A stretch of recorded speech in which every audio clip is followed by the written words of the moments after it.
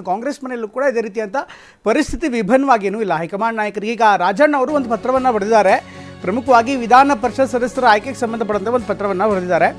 ಈ ಪತ್ರದಲ್ಲಿ ಅವ್ರು ಹೇಳಿರುವಂಥ ಪ್ರಮುಖ ವಿಚಾರ ಅಂದರೆ ಈಗಾಗಲೇ MLCಯನ್ನು ಆಯ್ಕೆ ಮಾಡುವಂಥ ಸಂದರ್ಭದಲ್ಲಿ ಸಣ್ಣ ಮತ್ತು ಅತಿ ಸಣ್ಣ ಸಮುದಾಯಗಳನ್ನು ಪರಿಗಣಿಸಬೇಕು. ಸದ್ಯ 4 ಸ್ಥಾನಗಳು ಖಾಲಿ ಇವೆ. ಸಣ್ಣ ಮತ್ತು ಅತಿ ಸಣ್ಣ ಸಮುದಾಯವನ್ನು ಪರಿಗಣಿಸುವಂತೆ ಅವರು ಆಗ್ರಹವನ್ನು ಮಾಡಿದ್ದಾರೆ. ನಾಮನಿರ್ದೇಶಿತ ಸ್ಥಾನಗಳು ಈ ವೇಳೆ ಪರಿಗಣನೆಗೆ ಒತ್ತಾಯವನ್ನು ಮಾಡಿದ್ದಾರೆ. ಯಾವಾಗ ನಾಮಿನೇಟ್ ಮಾಡ್ತೀರಾ ನೀವು ಅಂತ ಒಂದು ಸಂದರ್ಭದಲ್ಲಿ ಸಣ್ಣ ಸಣ್ಣ ಸಮುದಾಯಗಳು ಅವರಿಗೆ ರಾಜಕೀಯವಾಗಿ ಶಕ್ತಿ ಇಲ್ಲ ಅಥವಾ ರಾಜಕೀಯವಾಗಿ ಸ್ಪರ್ಧೆ ಮಾಡುವಂಥ ಶಕ್ತಿ ಇಲ್ಲ. ಹೀಗಾಗಿ ಅಂಥವರಿಗೆ ಪರಿಷತ್ಗೆ ಬುದ್ಧಿವಂತರನ್ನ ಆಯ್ಕೆ ಮಾಡಬೇಕು, ಪ್ರಾತಿನಿಧ್ಯ ಸಿಗಬೇಕು, ಸಣ್ಣ ಸಮುದಾಯಗಳಿಗೆ ಹೆಚ್ಚಾಗಿ ಅವಕಾಶವನ್ನು ಕೊಡಬೇಕು ಅನ್ನುವಂಥ ಮಾತನ್ನು ಹೇಳಿದ್ದಾರೆ.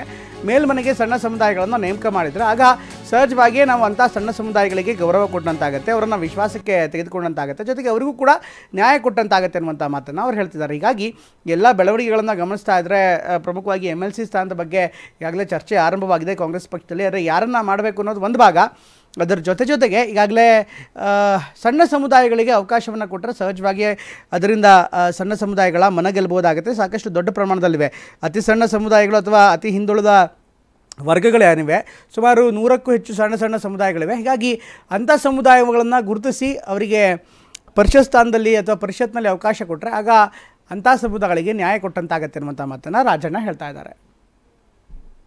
ನಾನು ಒಂದು ಒತ್ತಾಯ ನನ್ನ ಹೈಕಮಾಂಡ್ಗೆ ನೆಕ್ಸ್ಟ್ ವೀಕಲ್ಲಿ ಹೋಗ್ತೀನಿ, 5-6ನೇ ತಾರೀಕು, ಇಲ್ಲ ಅಂದರೆ 7-8 ಒಟ್ಟಲ್ಲಿ 10ನೇ ತಾರೀಕು ಒಳಗಡೆ ಹೋಗ್ತೀನಿ. ಏನಕ್ಕೆ ಹೋಗ್ತೀನಿ ಅಂತ ಹೇಳಿದ್ರೆ, ಈ ಏನು ವಿಧಾನ ಪರಿಷತ್ತಿನ ನಾಮಿನೇಷನ್ಸ್ಗೂ ಆಯ್ಕೆ ಬರ್ತದೆ, ನಂದು ಒಂದು ಮೊದಲಿಂದನೂ ಕೂಡ ಒಂದು ಕಂಟೆನ್ಷನ್ ಏನಿದೆ, ವಿಧಾನ ಪರಿಷತ್ತಿಗೆ ಬುದ್ಧಿವಂತರನ್ನ ಮಾಡಬೇಕು ಅಂತಕ್ಕಂಥದ್ದು. ಆ ವಿಧಾನ ಪರಿಷತ್ತು ಸೃಷ್ಟಿ ಮಾಡಿದ ಉದ್ದೇಶನೇ ಅದು. ಯಾರು ಡೈರೆಕ್ಟ್ ಎಲೆಕ್ಷನ್ನಲ್ಲಿ ಗೆಲ್ಲಿಕ್ಕಾಗೋದಿಲ್ಲ ಅಂಥವ್ರಿಗೆಲ್ಲ ಅವಕಾಶ ಕೊಡಬೇಕು ಅಂತಕ್ಕಂಥ ಉದ್ದೇಶದಿಂದ ಈ ಬೈಕ್ಯಾಮರಲ್ಲಿ ಇದನ್ನು ನಾವು ಸಂವಿಧಾನದಲ್ಲಿ ಸೇರಿಸಿರ್ತಕ್ಕಂಥದ್ದು. ಈಗ ಅಲ್ಲಿಗೆ ನನ್ನ ವಾದ ಏನಂದರೆ, ಆ ವಿಧಾನ ಪರಿಷತ್ ಏನಿದೆ 75 ಜನ ಏನಿರ್ತಾರೆ ಅದರಲ್ಲಿ ಈಗ ನಾಮಿನೇಷನ್ ಮಾಡೋದು ಖಾಲಿ ಇರೋದು 4-6 ಮಾಡ್ತಾರೆ. ಆ ನಾಮಿನೇಷನ್ ಮಾಡೋರು ಯಾರು ಇರಬೇಕಪ್ಪ ಅಂದರೆ, ಅಲ್ಲಿ ಯಾರು ಅನ್ರೆಪ್ರೆಸೆಂಟೆಡ್ ಕಮ್ಯುನಿಟೀಸ್ ಇರ್ತವೆ ವಿಧಾನ ಪರಿಷತ್ತಲ್ಲಿ ಅಂಥವ್ರಿಗೆ ಮಾಡಬೇಕು ಅನ್ನೋದು ನನ್ನ ವಾದ. ನಾನು ಒಂದು ಒತ್ತಾಯ ನನ್ನ ಹೈಕಮಾಂಡ್ಗೆ ನೆಕ್ಸ್ಟ್ ರೈಟ್, ಇದು ರಾಜಣ್ಣ ಅವರು ಹೇಳ್ತಾ ಇರುವಂಥ ಮಾತು. ಇನ್ನಷ್ಟು ವಿವರವನ್ನು ನೀಡ್ತಾರೆ ನಮ್ಮ ಪ್ರತಿನಿಧಿ ಪ್ರಸನ್ನ ಲೈವ್ನಲ್ಲಿ ಜಾಯ್ನ್ ಆಗ್ತಿದ್ದಾರೆ. ಪ್ರಸನ್ನ, ಬಹುಶಃ ಈಗಾಗಲೇ ಕಾಂಗ್ರೆಸ್ ಮನೆಯಲ್ಲಿ MLC ಖಾಲಿ ಇರುವಂಥ ಸ್ಥಾನಗಳೇನಿದೆ ಅದನ್ನು ತುಂಬುವಂಥ ನಿಟ್ಟಲ್ಲಿ ಚರ್ಚೆ ಆಗ್ತಾ ಇದೆ. ಈಗ ರಾಜಣ್ಣ ಅವರು ಒಂದು ಮಾತನ್ನು ಹೇಳ್ತಿದ್ದಾರೆ, ಪ್ರಮುಖವಾಗಿ ಸಣ್ಣ ಸಮುದಾಯಗಳಿಗೆ ಅವಕಾಶ ಕೊಡಬೇಕು ಅಂತ. ಇದಕ್ಕೆ ಕಾರಣ ಏನು? ಮೊದಲನೇದಾಗಿ ಯಾವ ವಿಚಾರಕ್ಕೋಸ್ಕರ ಈ ಪ್ರಸ್ತಾಪ ಮಾಡ್ತಿದ್ದಾರೆ? ಹಾಗೆಯೇ ಇದಕ್ಕೆ ಸಂಬಂಧಪಟ್ಟಂಥ ಇದೇ ವಿಚಾರವನ್ನು ಮುಂದಿಟ್ಟು ಮತ್ತು ದೆಹಲಿಯಲ್ಲೂ ಕೂಡ ರಾಜ್ಯ ರಾಜಕೀಯದ ಬಗ್ಗೆ ಚರ್ಚೆ ಮಾಡುವಂಥ ಸಾಧ್ಯತೆ ಇದೆಯಾ ಪ್ರಸನ್ನ?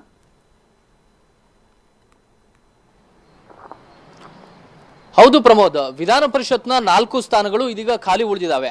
ಅದರಲ್ಲಿ 3 ನಾಮನಿರ್ದೇಶನ ಮಾಡುವಂತಹ ಒಂದು ಅವಕಾಶ ರಾಜ್ಯ ಸರ್ಕಾರದ ಕೈಯಲ್ಲಿದೆ. ಈ ಕಾರಣಕ್ಕೋಸ್ಕರ ಅಂತ ಒಂದು ಸ್ಥಾನಗಳಿಗೆ ಈಗಾಗಲೇ ಕಾಂಗ್ರೆಸ್ನಲ್ಲಿ ದೊಡ್ಡ ಮಟ್ಟಿಗಿನ ಲಾಬಿ ಕೂಡ ನಡೀತಾ ಇದೆ. ದೊಡ್ಡ ದೊಡ್ಡ ಸಮುದಾಯಗಳು ಮತ್ತು ಪ್ರಬಲ ಸಮುದಾಯಗಳ ನಾಯಕರು ಕೂಡ ವಿಧಾನ ಪರಿಷತ್ನ ಸ್ಥಾನಕ್ಕೋಸ್ಕರ ಸಾಕಷ್ಟು ಪೈಪೋಟಿಯನ್ನು ನಡೆಸಿದ್ದಾವೆ.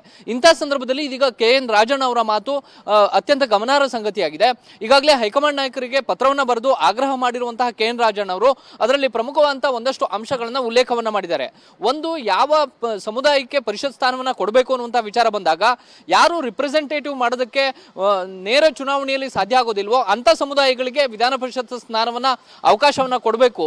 ಮತ್ತು ಈಗಾಗಲೇ ಪ್ರಬಲ ಸಮುದಾಯದ ನಾಯಕರು ಬೇರೆ ಬೇರೆ ಆಯಕಟ್ಟಿನ ಜಾಗದಲ್ಲಿದ್ದಾರೆ.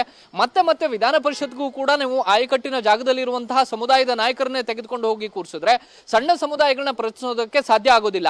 ಈ ಕಾರಣಕ್ಕೋಸ್ಕರ ಯಾರು ಚುನಾವಣಾ ರಾಜಕೀಯದ ಅಖಾಡಕ್ಕೆ ಇಳಿಯೋದಕ್ಕೆ ಸಾಧ್ಯವಾಗೋದಿಲ್ಲ ಅಂತ ಸಣ್ಣ ಸಣ್ಣ ಸಮುದಾಯಗಳನ್ನ ಗುರುತಿಸಿ ಅದರಲ್ಲೂ ಪ್ರಮುಖವಾಗಿ OBC ವರ್ಗಕ್ಕೆ ಹೆಚ್ಚಿನ ಪ್ರಾತಿನಿಧ್ಯವನ್ನು ಕೊಡಬೇಕು ಅನ್ನುವಂತಹ ಆಗ್ರಹವನ್ನ ಇದೀಗ KN ರಾಜಣ್ಣ ಅವರು ಮಾಡಿದ್ದಾರೆ.